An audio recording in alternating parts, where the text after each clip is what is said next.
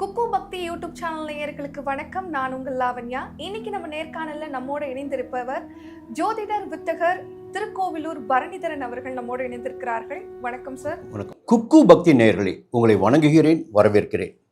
நம்முடைய குக்கு பக்தி சேனலில் தொடர்ந்து பார்த்தீங்கன்னா ஆன்மீக தகவல்களும் ஜோதிட தகவல்களும் தொடர்ந்து வந்து கொண்டிருக்கின்றன. இந்த நேரத்தில் நம்ம என்ன சொல்ல போகிறோம், உங்களுக்காக சில தகவலை சொல்லி ஆகணும். இந்த ராசிகள் என்று பார்க்கின்ற போது 12 ராசிகள் தான். இந்த 12 ராசிகளில் தான் நாம் ஒவ்வொருவருமே பிறந்திருக்கிறோம். ராசிகளில் பிறந்திருக்கின்ற நிலையினை ஒட்டி இந்த ராசியில் ஒருவர் பிறந்திருக்கிறார் என்றால் அவருடைய வாழ்க்கை இப்படி இருக்கும், அவருடைய எதிர்காலம் இப்படி இருக்கும், பொது பலன்கள் இப்படி இருக்கும் என்பதை நம்ம தீர்மானிக்க முடியும். ஒவ்வொரு ராசிக்கும் ஒரு தனித்தன்மை என்பது இருக்கிறது. இப்போ ஜாதகம் என்று பார்க்கின்ற போது திசா புத்தியை பார்க்கணும், லக்னத்தை பார்க்கணும், 12 வீட்டை பார்க்கணும், 9 கிரகங்களை பார்க்கணும். இதெல்லாம் பொதுவான விதி. கோச்சார படங்களை பார்ப்பதும் பொதுவான விதி. அதே நேரத்தில் ஒரு மனிதனுடைய வாழ்க்கை எப்படி இருக்கும், அது ஆணாகட்டும் பெண்ணாகட்டும் யாராக இருந்தாலும் ஒரு ராசிக்குள் பிறக்கின்ற போது அந்த ஜாதகர் எப்படி இருப்பார், அவருடைய வாழ்க்கை எப்படி இருக்கும் என்பதை தெரிந்து கொள்வத நோக்கத்துடன் முதன்மையாக 12 ராசிகளுக்கு காலபுருஷ தத்துவத்தின் முதல் ராசியான மேஷ ராசியில் பிறந்தவர்களுக்கு எப்படி இருக்கும், மேஷ ராசியில் பிறந்தவர்கள் எப்படி இருப்பார்கள் என்பதை பார்க்கலாம்.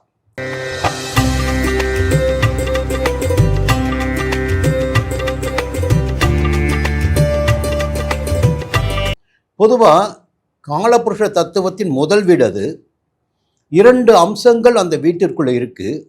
ஒன்று பார்த்திங்கன்னா நெருப்பு ராசி.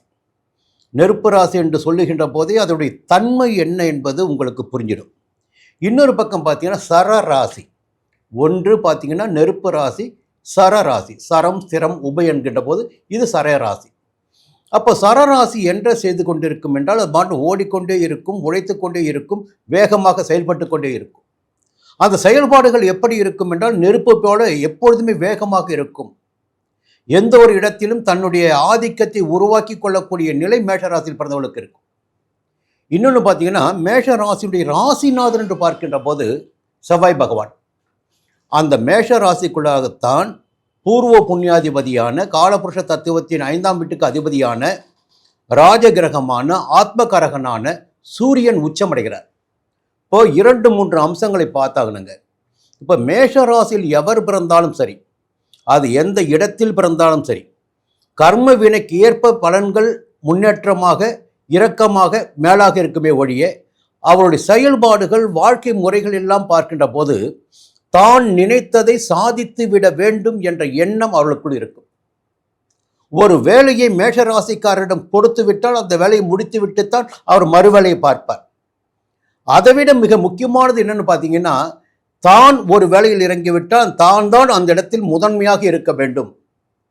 பின்னால் இருப்பவர்களையும் முன்னால் இருப்பவர்களையும் பின்னால் தள்ளக்கூடிய சக்தி என்பது மேஷ ராசியில் பிறந்தவர்களுக்கு உண்டு. அதற்கு காரணம் ராசிநாதன் செவ்வாய். செவ்வாயை பற்றி சொல்ல வேண்டும் என்றால் தைரியக்காரகன், வீரியக்காரகன், யுத்தக்காரகன், பராக்கிரமக்காரகன், இரத்தக்காரகன், வேகக்காரன் சொல்லலாம். அப்போ அந்த ராசியில் பிறந்தவர்கள் எப்படி இருப்பாங்க?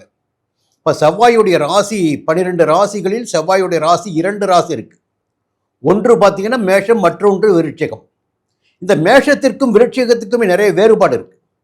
இந்த மேஷம் என்பது நெருப்பு ராசி, விருட்சிகம் என்பது நீர் ராசி. அப்போது இந்த தன்மைகளே செவ்வாயுடைய வீடாகவே இருந்தாலும் தன்மைகள் என்பது மாறுபடும். அப்போ குறிப்பாக மேஷராசியில் பிறந்தவர்களுக்கு, ஏன்னா பூமிக்காரகன் அவர் தான் செவ்வாய் தான், உடல்காரகன் அவர் தான், உடல் உறுதிக்காரகன் அவன் தான். மன உறுதி, அரசியல், காவல், சட்டம், நீங்கள் முக்கியமான துறைகள் இருக்கு பாருங்க, அந்த துறைகளில் செயல்படக்கூடிய ஆட்களாக மற்றவர்கள் அஞ்சிடக்கூடிய அளவிற்கு, மற்றவர்கள் செல்ல விரும்பாத இடங்களுக்கு சென்று பணி செய்திடக்கூடியவர்களாக இந்த மேஷராசியில் பிறந்தவர்கள் இருப்பாங்க.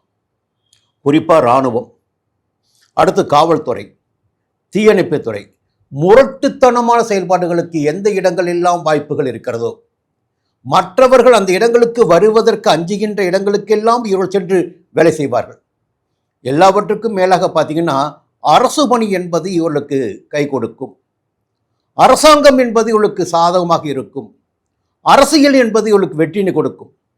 இந்த 12 ராசிகளில் பார்த்தீங்கன்னா அதிகபட்சமாக அது அரசியல்வாதிகள் எந்த ராசியில் இருப்பார் என்றால் ஒன்று மேஷ ராசியாக இருக்கும், அடுத்தது பார்த்தீங்கன்னா சிம்ம ராசியாக இருப்பார்கள். அப்போ பொதுவாகவே மேஷ ராசிக்கு என்பது ஒரு தனித்தன்மை இருக்குது. அதே நேரத்தில் பொதுவாக ஒரு இடத்தை நம்ம முடிவு செய்திட முடியாது. மேஷம் என்பது செவ்வாய்க்குரிய ஆதிக்க வீடு. அதே நேரத்தில் அங்கே 2.25 நட்சத்திரங்கள் அந்த வீட்டிற்குள் இருக்கின்றன. அதற்காகத்தான் சாரம் பார்த்தால் சாரம் பார்க்காதவன் ஜாதகத்தில் சோரம் போவான்னு சொல்லுவாங்க. அப்போ பொதுவாகவே செவ்வாயை மட்டுமே வைத்து பேசக்கூடாது. அங்கே அசுவினி நட்சத்திரத்தில் பிறந்தவர்கள் இருப்பார்கள், பரணியில் பிறந்தவர்கள் இருப்பார்கள், கார்த்திகையில் பிறந்தவர்கள் இருப்பார்கள். இந்த அசுவினி என்பது கேதுவுடைய நட்சத்திரம், பரணி என்பது சுக்கிரனின் நட்சத்திரம், கார்த்திகை என்பது சூரியனின் நட்சத்திரம். பெரும்பாலும் பார்த்தீங்கன்னா திரிகோண ஸ்தானங்களில் 1, 5, 9 திரிகோண ஸ்தானங்களில் சூரியனுடைய ஆதிக்கம் இருக்கும். ஒரு பகுதி ஒவ்வொரு ராசியிலும் சூரியன் இருப்பார், ஒரு பாகம் இருக்கும். அப்போ எந்த நிலைப்பாடு இவர்களுக்கு இருக்கும்? அசுவினியில் பிறந்தவர்களுக்கு பார்த்தீங்கன்னா தெய்வ சிந்தனை. எந்த ஒரு வேலையை எடுத்தாலும் அதில் கூர்ந்து கவனித்து ஆராய்ந்து, ஒரு மருத்துவ ரீதியாக கூட புரியுங்களா, ஒரு கூர்மையான சிந்தனை, தெளிவான நடை எல்லாம் அசுவினியில் பிறந்தவர்களுக்கு இருக்கும். மேஷராசிக்கு. பரணியில் பிறந்தவர்களுக்கு பார்த்தீங்கன்னா தரணி ஆளுவார்கள் என்று சொல்லுவார்கள். அப்போ சுக்கிரனுடைய நட்சத்திரமாக இருப்பதால் இவர்களிடம் ஒரு பகட்டு என்பது இருக்கும். கௌரவத்திற்கு எப்பொழுதுமே ஆசைப்படுவார்கள். தன்னுடைய முன்னேற்றத்தில் எப்பொழுதுமே குறியாக இருப்பார்கள். ஒரு வேலையை கையில் எடுத்து விட்டால் அந்த வேலையை முடித்து விட்டுத்தான் மறு வேலைக்கு செல்வார்கள். இன்னொரு நட்சத்திரம் பார்த்தீங்கன்னா கார்த்திகை, அது ஒரு பாதம்.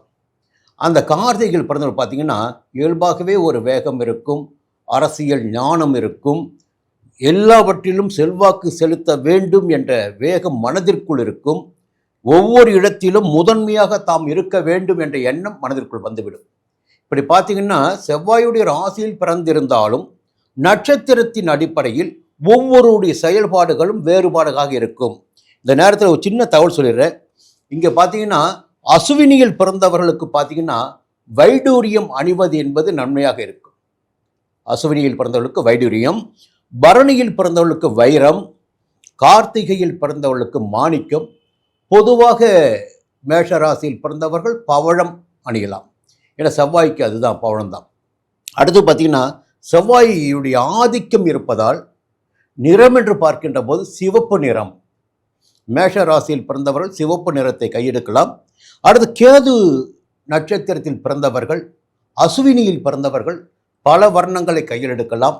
சுக்கிரனில் பிறந்தவர்கள் தூய்மையான வெண்மையான ஆடைகளை, வெள்ளை நிற ஆடைகளை உடுத்தலாம். சூரியனில் பிறந்தவர்களும் சிவப்பு நிற ஆடைகளை உடுத்தலாம். இவர்களுக்கு ராசியான திசை என்று பார்க்கின்ற போது செவ்வாய்க்கு பொதுவாக தெற்கு திசை, தெற்கு பார்த்த வாசல் என்பது யோகமாக இருக்கும். இன்னொரு பக்கம் பார்த்தீங்கன்னா சூரியன் சூரியனுடைய கார்த்திகை நட்சத்திரம் கிழக்கு திசை. அடுத்து பார்த்தா சுக்கிரன், அவருக்கும் கிழக்கு திசை தான். கேது வடமேற்கும் தெற்கும் இவருடைய திசையாகும்.